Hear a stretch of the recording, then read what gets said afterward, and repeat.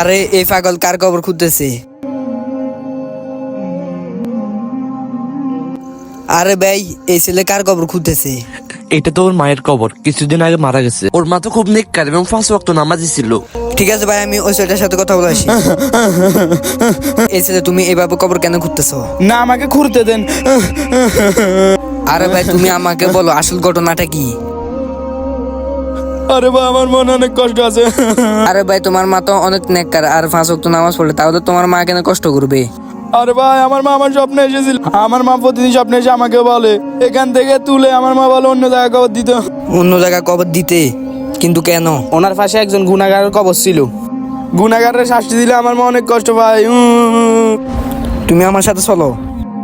আমি তোমার মা এবং ওই গুনাহগারের জন্য আল্লাহর কাছে দোয়া করবো, আল্লাহ যেন ওদেরকে মাফ করে দেয়। আমি আমার মাকে এখান থেকে তুলে অন্য জায়গায় কবর দিব। যারা মাকে ভালোবাসে ভিডিওটা লাইক করে সাবস্ক্রাইব করে পাশে থাকুন।